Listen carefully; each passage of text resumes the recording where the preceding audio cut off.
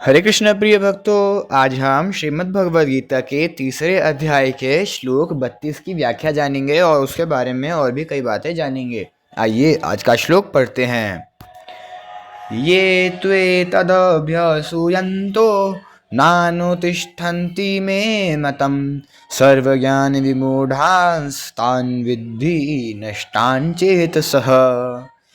इस श्लोक का शब्दार्थ तो परंतु ये जो मनुष्य में मेरे एतद इस मत में अभ्यसूयन्तः दोष दृष्टि करते हुए न अनुतिष्ठन्ति इसका अनुष्ठान नहीं करते तान उन सर्वज्ञान विमूढ़ान संपूर्ण ज्ञानों में मोहित अचेतसः और अविवेकी मनुष्यों को नष्ट हुए ही विद्धि समझो, अर्थात उनका पतन ही होता है।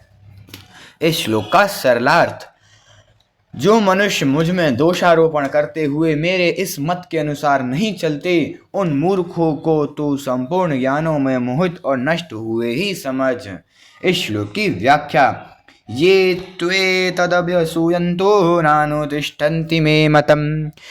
तीसरे श्लोक में वर्णित सिद्धांत के अनुसार चलने वालों के लाभ का वर्णन 31वें श्लोक में करने के बाद इस सिद्धांत के अनुसार न चलने वालों की पृथकता करने हेतु यहाँ तू पद का प्रयोग हुआ है।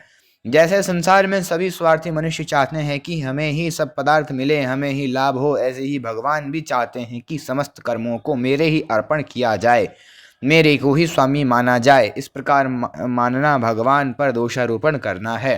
कामना के बिना संसार का कार्य कैसे चलेगा? ममता का सर्वथा त्याग तो हो ही नहीं सकता। राग द्वेष आदि विकारों से रहित होना असंभव है। इस प्रकार मानना भगवान के मत पर दोषारोपण करना है। भोग और संग्रह की इच्छा वाले जो मनुष्य शरीर आदि पदार्थों को अपने और अपने लिए मानते हैं और समस्त कर्म अपने लिए ही करते हैं, वे भगवान के मत के अनुसार नहीं चलते। सर्वज्ञान विमूढ़ान तान, जो मनुष्य भगवान के मत का अनुसरण नहीं करते, वे सब प्रकार के सांसारिक ज्ञानों में मोहित रहते हैं। वे मोटर, हवाई जहाज, रेडियो, टेलीविजन आदि आविष्कारों में, उनके कला कौशल को जानने में तथा नए नए आविष्कार करने में ही रचे पचे रहते हैं। जल पर तैरने, मकान आदि बनाने, नियंत्रित करने आदि शिल्प कलाओं में, मंत्र तंत्र यंत्र आदि की जानकारी प्राप्त करने में तथा उनके द्वारा विलक्षण विलक्षण चमत्कार दिखाने में, देश विदेश की भाषाओं, लिपियों, रीति रिवाजों, खान पान आदि की जानकारी प्राप्त करने में ही वे लगे रहते हैं। जो कुछ है वह यही है, ऐसा उनका निश्चय होता है। ऐसे लोगों को यहाँ संपूर्ण ज्ञानों में मोहित कहा गया है।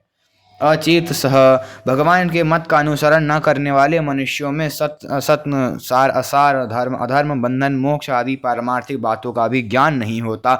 उनमें चेतना नहीं होती, वे पशु की तरह बेहोश रहते हैं। वे व्यर्थ आशा, व्यर्थ कर्म और व्यर्थ ज्ञान वाले विक्षिप्त चित्त मूढ़ पुरुष होते हैं।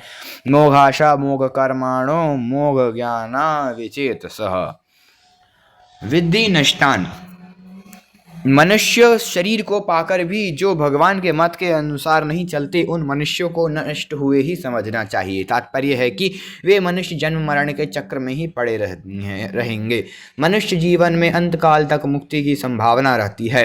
अतः जो मनुष्य वर्तमान में भगवान के मत का अनुसरण नहीं करते, वे भी भविष्य में सत्संग आदि के प्रभाव से भगवान के मत का अनुसरण कर सकते हैं, जिससे उनकी मुक्ति हो सकती है। परंतु यदि उन मनुष्यों का भाव जैसा वर्तमान में है वैसा भविष्य में भी बना रहा, तो उन्हें नष्ट हुआ ही समझना चाहिए। इसी कारण भगवान ने ऐसे मनुष्यों के लिए नष्टान विद्धि पदों का प्रयोग किया है।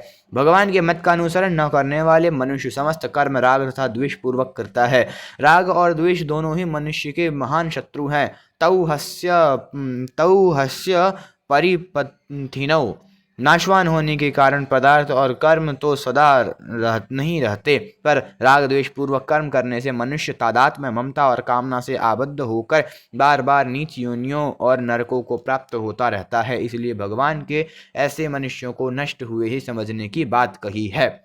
31वें और 32वें श्लोक में भगवान ने कहा है कि मेरे सिद्धांत के अनुसार चलने वाले मनुष्य कर्म बंधन से मुक्त हो जाते हैं और न चलने वाले मनुष्यों का पतन हो जाता है। इससे यह तात्पर्य निकलता है कि मनुष्य भगवान को माने या न माने, इसमें भगवान का कोई आग्रह नहीं है, परंतु उसे भगवान के मत का पालन अवश्य करना चाहिए। इसमें भगवान की आज्ञा है। अगर वह ऐसा नहीं करेगा तो उसका पतन अवश्य हो जाएगा। हाँ, यदि साधक भगवान को मारकर उनके मत का अनुष्ठान करे तो भगवान उसे अपने आप को दे देंगे, परंतु यदि भगवान को न मानकर केवल उनके मत का अनुष्ठान करे तो भगवान उनका उद्धार कर देंगे। तात्पर्य यह है कि भगवान को मानने वाले को प्रेम की प्राप्ति और भगवान को न मानने वाले को मुक्ति की प्राप्ति होती है।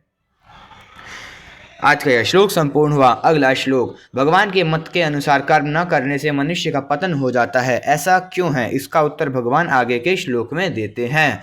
सदृशं चेष्टते स्वस्यः प्रकृतेर्ज्ञानवानपि प्रकृतिं यान्ति भूतानि निग्रह किं करिष्यति। हरे कृष्ण। अगर आप सभी को आज की वीडियो पसंद आई तो वीडियो को लाइक करिए और चैनल को सब्सक्राइब करिए तथा अन्य भक्तों के साथ शेयर करिए। अगर आपने पिछले श्लोकों की वीडियो नहीं देखी है तो डिस्क्रिप्शन बॉक्स में उनका लिंक है, आप वहाँ से देख सकते हैं। हरे कृष्ण, हरि बोल।